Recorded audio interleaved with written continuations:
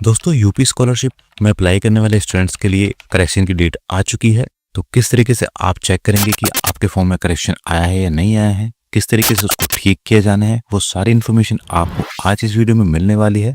तो वीडियो को बेहद ध्यान से देखिएगा दोस्तों, और चैनल पर अगर आप नए हैं तो चैनल को सब्सक्राइब कर लें और बेल आइकन के बटन को दबा के ऑल पर सेट करना बिल्कुल ना भूलें, ताकि हमारी आगे आने वाली सभी वीडियोज़ की नोटिफिकेशन आपको मिलती रहे। तो चलिए दोस्तों शुरू करते हैं बिना किसी देरी के। स्टेटस चेक करने के लिए दोस्तों आपको अपना स्कॉलरशिप फॉर्म को लॉगिन करना होगा। लॉगिन करने पे कुछ इस तरह की स्क्रीन आपके सामने आ जाएगी।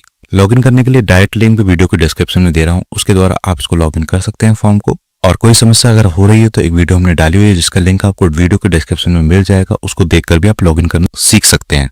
अगर आप फोन पर दोस्तों लॉगिन कर रहे हैं तो हो सकता है आपको ऑप्शंस दिखाई ना दे, तो यहाँ पर इस जगह पर ऊपर पर 3 लाइन्स आपको दिखाई देंगी, उनको क्लिक कीजिएगा तो इस तरीके से आपके पास लेफ्ट में ऑप्शन आ जाएंगे। अब यहाँ पर आपको नीचे चेक करना है कि आपका कोई करेक्शन यानी संशोधन के लिए ऑप्शन तो अनेबल नहीं है, जैसे इस स्टूडेंट का भी नहीं है, और सीधा आपको ये चेक करंट स्टेटस पर क्लिक करना है। इसके बाद इस तरीके से एक विंडो खुलकर आपके पास में आ जाएगी। अब इस स्टेटस में दोस्तों आपको चेक करना है कि यहाँ पर अगर आपके पास में करंट स्टेटस में रेड करके और इस तरीके की चीजें लिखी हुई आ रही हैं तो आपके फॉर्म में करेक्शन आया हुआ है। और अगर आपके फॉर्म में करेक्शन आया हुआ है तो वो ऑनलाइन भी सही हो सकता है, आपके द्वारा भी और कॉलेज द्वारा, तो वो सही होना ही है। तो करेक्शन को सही करने का ऑप्शन सभी स्टूडेंट्स का नहीं आ रहा होगा, केवल कुछ स्टूडेंट्स का ही आता है। तो आप जरूर से अपने फॉर्म को ओपन करवा के देख लीजिएगा कि आपके इसमें करेक्शन का ऑप्शन आ रहा है या नहीं आ रहा। दूसरा स्टेटस भी आपको चेक करना है। इसमें अगर यहाँ पर रेड से इस तरीके से एरर आपकी लिखी हुई आ रही है तो इसका मतलब आपके फॉर्म में करेक्शन है। और अगर केवल आपके फॉर्म में यहाँ रेड में pending at district scholarship committee ही लिखा हुआ आ रहा है तो इसका मतलब है अभी आपके फॉर्म में करेक्शन नहीं है। साथ ही साथ कॉलेज जाकर आप करेक्शन वाले लिस्ट को भी देख लीजिएगा और उसके सामने जो रिमार्क लिखा हुआ है, जो भी डॉक्यूमेंट आपको जमा करना है संबंधित, वो भी आप देख लीजिएगा जाकर के। अब ये जो करेक्शन है कई अलग अलग तरीके से लिखा हुआ आएगा दोस्तों, किसी में कुछ किसी में कुछ, उसको कैसे समझना है वो मैं आपको आगे बताऊंगा। फिलहाल ये समझ लीजिए कि करेक्शन कहाँ से सही होना है और किस तरीके से उसकी डॉक्यूमेंटेशन होनी है। देखिए दोस्तों, होना क्या है, जो ये करेक्शन की डेट आई है ये आई है 5 फरवरी से लेके 10 फरवरी तक के बीच की। इस दौरान में आपको अपना करेक्शन सही कराना होगा।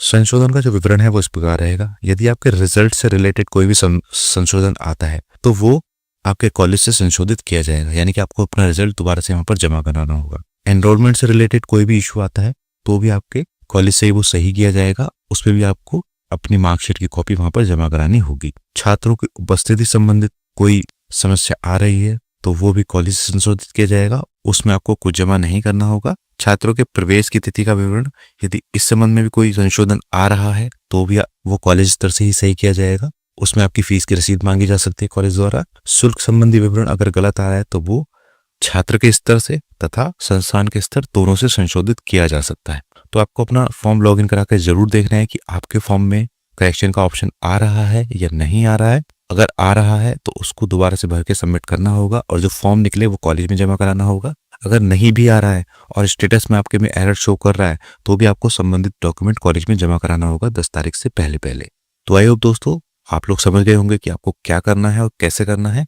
और कुछ भी अगर आपको समझ में नहीं आ रहा है तो कमेंट बॉक्स में कमेंट करके पूछ लीजिएगा, और क्या डॉक्यूमेंट आपको कॉलेज में सबमिट करने हैं वो कॉलेज से संपर्क करके पता कर लीजिए कि आपके नाम क्या रिमार्क लिखा हुआ आ रहा है, वैसे वो आपके स्टेटस में शो कर जाएगा। अगर रिजल्ट रिलेटेड कुछ आ रहा है तो उसमें मार्कशीट की कॉपी जमा होगी। एनरोलमेंट रिलेटेड कुछ आ रहा है तो भी मार्कशीट की कॉपी जमा होगी। आपकी उपस्थिति के संबंध में कुछ आ रहा है तो वो कॉलेज से फॉरवर्ड होगा। प्रवेश की तिथि में कुछ करेक्शन आ रहा है तो आपकी फीस की रसीद जमा होगी, या जिस भी डॉक्यूमेंट में आपके एडमिशन की डेट लिखी हुई है वो जमा होगा। शुल्क संबंधी आ रहा है तो आपके फीस की रसीद जमा होगी दोबारा से।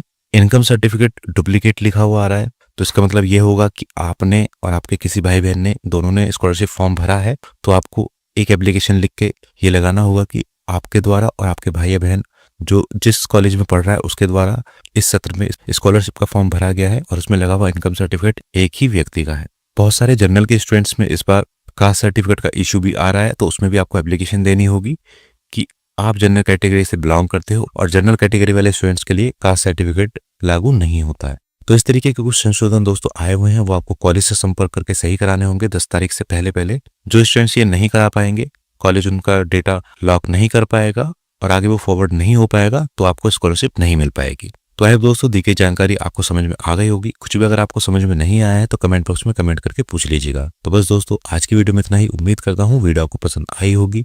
वीडियो अगर आपको पसंद आई हो तो लाइक एंड शेयर कर दीजिएगा, और चैनल पर अगर आप नए हैं तो चैनल को सब्सक्राइब कर लें और बेल आइकन के बटन को दबा के ऑल पे सेट करना बिल्कुल ना भूलें, ताकि हमारी आगे आने वाली सभी वीडियोस की नोटिफिकेशन आपको मिलती रहे। मिलते हैं दोस्तों अगली वीडियो में, तब तक के लिए जय हिंद जय भारत।